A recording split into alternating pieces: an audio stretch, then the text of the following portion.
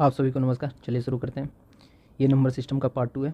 मैंने आप लोगों को बताया कि जैसे 2016 से लेकर 2023 तक का मैथ और रीजनिंग का क्वेश्चन पेपर सॉल्व करके दूंगा, क्योंकि आप देखेंगे यूपीएससी के सीसेट के क्वेश्चन में पैटर्न रिपीट होता है। अगर आप पीवाईक्यू करके जाते हैं तो आप डेफिनेटली इतना मान के रखिए कि मोर देन 25 क्वेश्चन आप इजीली सॉल्व कर पाएंगे सिर्फ और सिर्फ मैथ और रीजनिंग में। तो इसीलिए पीवाईक्यू आप करके जाएँ, बहुत ही इंपॉर्टेंट है।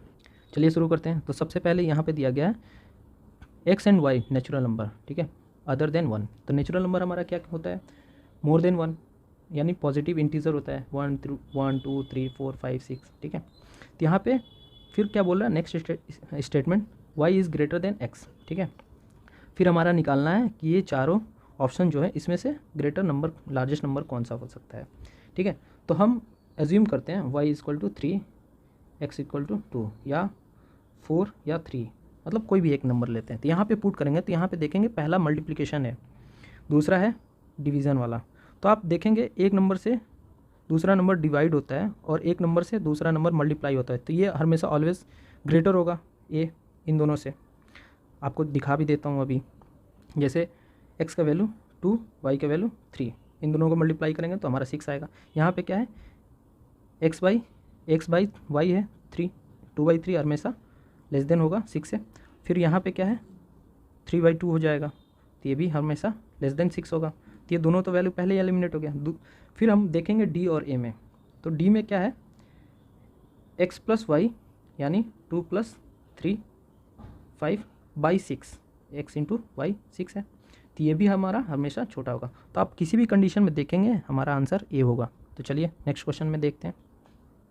हाँ, ये क्वेश्चन देखिए आप और खुद से सॉल्व कीजिए। तो यहाँ पे क्या बोला गया है कि P and Q both are prime number. तो प्राइम नंबर हमारा होता क्या है, जो खुद से डिवाइड हो या 1 से डिवाइड हो। तो हमारा 2 3 5 7 11 13 ये प्राइम नंबर हो गया। फिर उसके बाद क्या बोला है, P + Q is an odd integer. Odd integer क्या होता है, 1 3 5 7 9 11, ये ऑड इंटीजर होता है, ठीक है। और इवन क्या होता है, 2 4 6 8 10, ये इवन इंटीजर होता है, ठीक है। तो फिर इसमें क्वेश्चन क्या पूछ रहा है, is P Q an odd integer. ये देखिए डेफिनेट क्वेश्चन पूछ रहा है, ठीक है। डेफिनेट आंसर चाहिए, या तो इसका आंसर यस होना चाहिए या तो इसका आंसर नो होना चाहिए। अगर यहाँ पे कैन लगा देता तो कोई भी एक कंडीशन सेटिस्फाई हो जाएगा, तो ये आंसर देने लायक हो जाएगा, ठीक है। लेकिन कैन नहीं पूछ रहा है, ठीक है। ये डेफिनेट आंसर पूछ रहा है, या तो यस होना चाहिए या तो नो होना चाहिए। एक बार पॉज करके आप खुद से सॉल्व। चलिए फ्रेश पेज पे इसको देखते हैं। तो पहला स्टेटमेंट हमारा ये है प्राइम नंबर, ठीक है। तो पहला स्टेटमेंट से देखते हैं क्वेश्चन हमारा सेटिस्फाई हो रहा है कि नहीं। तो पहला नंबर जो है P को हम एज्यूम करते हैं 2, Q को एज्यूम करते हैं हम 3, ठीक है। तो इन दोनों को मल्टीप्लाई करेंगे P एंड Q, तो 6 आया, तो ये तो हमारा इवन हुआ, ठीक है। दूसरा अगर हम एज्यूम करते हैं P = 3 Q = 7, ठीक है। यहाँ से देखेंगे हमारा 21 आया, ठीक है। ये ऑड इंटीजर हो गया। तो यहाँ से डेफिनेट आंसर नहीं आ रहा है, एक में यस हो रहा है एक में नो हो रहा है, डेफिनेट आंसर नहीं आ रहा है। तो हमारा स्टेटमेंट 1 अलोन आंसर देने के लिए सफिशिएंट नहीं है। तो सेकंड क्वेश्चन सेकंड स्टेटमेंट एक बार चेक करते हैं। सेकंड स्टेटमेंट क्या है, P + Q ऑड इंटीजर, ठीक है। P + Q को ऐड करते हैं तो हमारा ऑड आ रहा है, ठीक है। तो एक बात याद रखें, अगर ऑड प्लस ऑड ऐड होता है तो इवन आएगा। जैसे कि 3 + 5 ऐड करेंगे 8 आएगा, तो ये हमारा इवन हो गया। फिर इवन प्लस इवन अगर ऐड होगा, जैसे 4 + 6 ऐड होगा तो ये हमारा इवन होगा, 10 होगा। ये ऑलवेज इवन, ठीक है। इन दोनों कंडीशन में ऑलवेज इवन। तो अगर ये इसको सेटिस्फाई करना है, P + Q अगर ऑड होना है तो एक को ऑड होना पड़ेगा, एक को इवन होगा, तभी ये ऑड होगा। जैसे कि 2 + 3 या 5 + 8, ठीक है। ये 5 हो गया, ये 13 हो गया। इन दोनों केस में हमारा ऑड आ रहा है, तो एक को पॉजिटिव मतलब एक को इवन होना पड़ेगा, एक को ऑड होना पड़ेगा, ठीक है, तभी ये हमारा एक को ऑड होना पड़ेगा एक को इवन होना पड़ेगा, तभी हमारा ऑड आएगा, ठीक है। तो यहाँ पे एक ऑड ले लेते हैं 3, हम इवन ले लेते हैं 2, या हम 5 ले लेते हैं, या यहाँ पे 4 ले लेते हैं, ठीक है। इन दोनों को मल्टीप्लाई करेंगे, इवन एंड ऑड को मल्टीप्लाई करेंगे, ऑलवेज हमारा इवन आएगा, याद रखेंगे, ठीक है। जैसे आप यहाँ मल्टीप्लाई कर ले, 3 × 2 6 हुआ, 4 × 5 20 आया, हमेशा देखेंगे ऑलवेज इवन आएगा, ठीक है। इनको मल्टीप्लाई करेंगे तो ठीक है। यहाँ से देखेंगे पी एंड क्यू जो होगा, या ये डेफिनेट आंसर आ रहा है, ये इवन होगा, मल्टीप्लाई करेंगे ऑड इवन का, तो ठीक है। तो यहाँ से डेफिनेट आंसर हमारा आ गया कि ये हमारा इवन ही होगा, ठीक है। तो यहाँ पे देखेंगे स्टेटमेंट 2 जो है, ऑप्शन बी जो है, statement 2 alone sufficient to answer, हमारा आंसर हो जाएगा। नेक्स्ट क्वेश्चन पे बढ़ते हैं, आप इसको खुद से सॉल्व करें। यहाँ पे दे रहा है PQRS नेचुरल नंबर है, ठीक है। फिर उसके बाद दे रहा है कि ये इक्वेशन दे रहा है, ठीक है।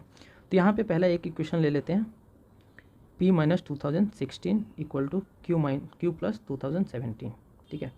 तो Q को इधर लाएंगे तो माइनस हो जाएगा, P माइनस Q, इसको 2016 को उधर ले जाएंगे तो ये पॉजिटिव हो जाएगा, यानी 2017 प्लस 2016।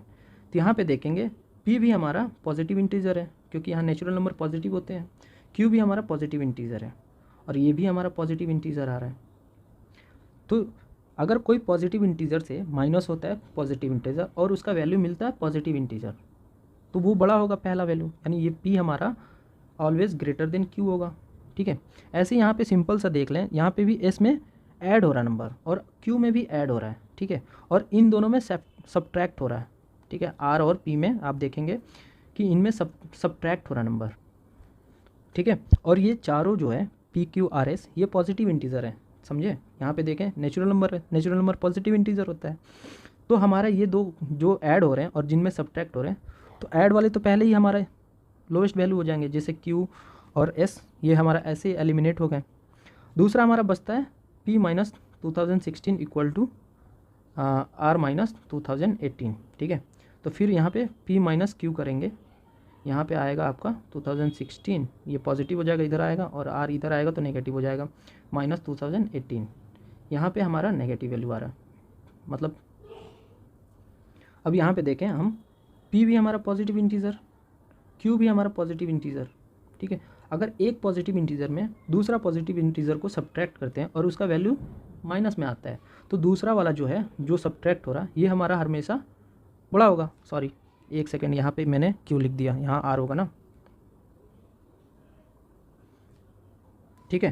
तो R हमारा ऑलवेज ग्रेटर देन P, तो यहाँ पे सबसे बड़ा कौन सा होगा, R, हमारा आंसर हो गया। नेक्स्ट क्वेश्चन ये देखें, 2019 का जो क्वेश्चन अभी मैंने एक क्वेश्चन पहले सॉल्व किया है, सेम क्वेश्चन पैटर्न सेम उसी पे पूछा गया है, ठीक है। तो आप एक बार पॉज करके सॉल्व करें। यहाँ पे भी देखें क्वेश्चन में क्या पूछ रहा है, इज़ एक्स एन इंटीजर, यानी डेफिनेट आंसर होना चाहिए, या तो यस या तो नो, ठीक है, कैन नहीं है। चलिए फ्रेश पेज पे इसको देखते हैं, इसका सोल्यूशन। तो यहाँ पे स्टेटमेंट 1 है कि x/3 नॉट एन इंटीजर, दूसरा स्टेटमेंट है x3x जो है ये इंटीजर है। तो पहला स्टेटमेंट 1 से देखते हैं हमारा सेटिस्फाई हो रहा है कि नहीं, ठीक है। तो x/3 नॉट इंटीजर, ठीक है। तो यहाँ x का वैल्यू अगर हम x इक्वल टू 1 ले लेते हैं या 2 ले लेते हैं, ठीक है, तो x 1/3 नॉट इंटीजर हो गया, मतलब 1 पुट करेंगे x/3, तो हमारा 1/3 आया, नॉट इंटीजर। अगर हम x का वैल्यू 2 पुट करते हैं 2/3, ये भी इंटीजर नहीं है। अभी तक तो हम इंटीजर पुट कर रहे थे तो सेटिस्फाई कर रहा है। अगर हम x का वैल्यू 1/4 ले लेते हैं, ठीक है, ये भी नॉट मतलब पुट करते हैं, तो x/3 इक्वल टू 1/3 इंटू 4, ठीक है, 1/12, ये भी नॉट इंटीजर। तो यहाँ पे देखेंगे x का एक केस में जो इंटीजर है उसमें भी सेटिस्फाई कर रहा है, और एक इंटीजर नहीं है, इस केस में भी ये इक्वेशन सेटिस्फाई हो रहा है, नॉट इंटीजर आ रहा है स्टेटमेंट 1 से, तो कोई डेफिनेट आंसर नहीं आ रहा है, ठीक है, यस और नो। तो अब हम स्टेटमेंट 2 देखेंगे। तो यहाँ पे क्या है, यहाँ पे दिया गया 3x इज़ इन इंटीजर, तो x का वैल्यू हम पहले 1 पुट करेंगे, तो 3 इंटू 1 3, ये इंटीजर है। 2 पुट करेंगे तो 3 इंटू 2 6, ये भी इंटीजर है, ये सेटिस्फाई हो रहा है। लेकिन अगर हम x का वैल्यू 1/3 पुट करते हैं, ठीक है, तो यहाँ पे क्या ये सेटिस्फाई कर रहा है 3/3, सॉरी एक सेकंड, 1/3 अगर पुट कर रहे हैं 3x में, ठीक है, तो 3 इंटू 1/3, ठीक है, ये कट गया, 1 आया, ये भी इंटीजर है। अगर हम यहाँ पे x का वैल्यू 2/3 भी पुट कर रहे हैं जो इंटीजर नहीं है, तो 3x इक्वल टू 2 इंटू 3/3 6, ये भी इंटीजर है, ठीक है, सॉरी यहाँ 3 कैंसिल हो गया, यानी 2, ये भी इंटीजर। तो आप देखेंगे स्टेटमेंट 2 भी जो है डेफिनेट आंसर नहीं दे रहा है। किसी केस में इंटीजर आ रहा है, किसी केस में इंटीजर नहीं भी रखने पे तो भी आंसर आ रहा है, ठीक है। तो स्टेटमेंट 2 और 1 दोनों अलोन सफिशिएंट नहीं है डेफिनेट आंसर देने के लिए। तो एक बार दोनों स्टेटमेंट को कंबाइन करके देखते हैं। तो यहाँ पे देखें, ठीक है, एक्स का वैल्यू ऐसा लेते हैं कि जो दोनों में एक्स इक्वल टू 1 लेते हैं तो हमारा 1/3 आया। तो पहला स्टेटमेंट नॉट इंटीजर सेटिस्फाई हो गया। दूसरा इंटीजर 3x मतलब 3 × 1 यानी 3, ये भी सेटिस्फाई हो गया। लेकिन क्या हम x का वैल्यू 1/3 लेते हैं, दोनों में सेटिस्फाई हो रहा है? देखते हैं, चेक करते हैं। तो x/3 यानी 1/3 × 1/3 यानी 1/9। यहाँ पे नॉट इंटीजर ये भी निकल गया, ये सेटिस्फाई हो गया। इसमें x का वैल्यू 1/3 पुट कर रहे हैं। सेकेंड स्टेटमेंट यहाँ पे x का वैल्यू 1/3 पुट करते हैं, ठीक है। तो 3 × 1/3, तो यहाँ 1, ये इंटीजर आ गया। तो यहाँ पे देखेंगे एक में सेटिस्फाई, दोनों में सेटिस्फाई मतलब हो रहा है, नॉट इंटीजर वाला भी और इंटीजर भी अगर 1 हम पुट कर रहे हैं मतलब 3 पुट कर रहे हैं। जैसे कि आप देखेंगे यहाँ पे x = 3, ठीक है। तो 3/3 1 आया, ठीक है। यहाँ पे नॉट इंटीजर, ये यहाँ पे रॉन्ग हो जाएगा, यहाँ पे लेकिन सेटिस्फाई कर जाएगा। यहाँ पे देखेंगे आप, तो 3 × 3 9। तो एक में सेटिस्फाई हो रहा है, एक में नहीं सेटिस्फाई हो रहा। तो इस केस में देखेंगे कि डेफिनेट आंसर नहीं आ रहा दोनों स्टेटमेंट मिलाने पे भी। या तो स्टेटमेंट 1 को देख लें, अकेले देख लें, तभी भी नहीं आ रहा। स्टेटमेंट 2 को भी अगर देखेंगे तभी भी नहीं आ रहा। अगर दोनों को कंबाइन कर लें तभी भी हमारा डेफिनेट आंसर नहीं आ रहा है। एक में हमारा नॉट इंटीजर आ रहा है, एक में इंटीजर आ रहा, तो कोई डेफिनेट आंसर नहीं आ रहा हमारा। तो इसका आंसर क्या हो गया हमारा? D. Both statement are not sufficient to answer this question. Next question पे हाँ, ये क्वेश्चन पढ़े आप। यहाँ पे क्या बोला? PQRS distinct single digit positive number. Single digit positive number हमारा क्या होगा? 1 3 1 2 3 4 5 6 7 8 9, ये हो गया।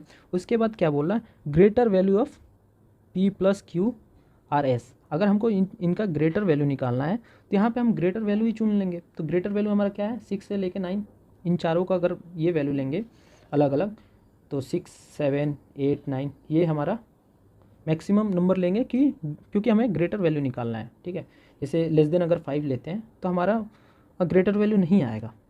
तो चलिए एक बार देख लेते हैं इसको नेक्स्ट पेज पे। ग्रेटर वैल्यू निकालने के लिए हम मैक्सिमम वैल्यू पॉसिबल एज्यूम करेंगे 6 7 8 9। तो यहाँ पे ऑप्शन पहले हम देखेंगे, 1 मिनट। तो यहाँ पे इसका हमको फैक्टर निकालना होगा तो क्या निकलेगा? 23 × 10, सबसे बड़ा वैल्यू इसमें यही है। तो आप देखेंगे 6 7 8 9 किसी दो वैल्यू को ऐड करने पे, जैसे यहाँ पे दिया है ना P + Q × R + S, इसमें से दो वैल्यू किसी को भी ऐड करेंगे तो हमारा 23 नहीं आएगा, ठीक है, और नहीं कि 10 भी आएगा दो वैल्यू ऐड करने पे। तो ये हमारा डेफिनेटली आंसर नहीं है। दूसरा क्या है? B 225, ठीक है। इसका अगर फैक्टर निकालेंगे हम तो 15 × 15 आ रहा है। क्या ये पॉसिबल है? दूसरा ग्रेटर वैल्यू 225 का। तो यहाँ पे देखेंगे 6 + 9 15 हुआ, फिर 7 + 8 15 हो गया, यहाँ 225 आ गया। तो ये हमारा पॉसिबल है। तो आंसर हमारा बी हो गया, ठीक है, यहाँ से तो निकालने पे, ठीक है। ये डेफिनेट आंसर हमारा बी निकल गया। लेकिन आपको एक कुछ और बातें मैं बता देता हूँ इसके रिगार्डिंग। अगर हम PQ + RS, ठीक है, इनका कोई भी वैल्यू लेते हैं और इनका कोई भी वैल्यू लेंगे और उसमें स्क्वायर होगा, जैसे कि अगर हम 1 2 3 4 लेते हैं, ठीक है, 4 + 1 5 आया, 2 + 3 5 आया, ठीक है। अगर इसको मल्टीप्लाई करेंगे हमारा 25 आएगा। ये 5 का स्क्वायर होगा। अगर जहाँ स्क्वायर बन जाता है तो वो हमेशा ग्रेटर वैल्यू होगा। फिर अगर हम दूसरा वैल्यू चेक कर लेते हैं, जैसे हम लेते हैं 4 + 3 7 हो गया, ठीक है, फिर 1 + 2 आया यानी 3, 1 + 2 3 हो गया। तो इन दोनों को मल्टीप्लाई करेंगे तो हमारा 21 आया मैक्सिमम। फिर अगर 4 + 2 ले लेते हैं और 3 + 1 ले लेते हैं तो ये 6 हो गया और ये 4 हो गया। तो यहाँ से हमारा 24, इन दोनों को मल्टीप्लाई करेंगे तो जहाँ स्क्वायर बन जाएगा, तो ये बात याद रखें, वो हमेशा लार्जेस्ट नंबर हो देगा। तो यहाँ पे हमारा स्क्वायर 15 का बन रहा है, तो ये हमारा लार्जेस्ट नंबर हो गया। चलिए मिलते हैं नेक्स्ट वीडियो में। बाय बाय, धन्यवाद।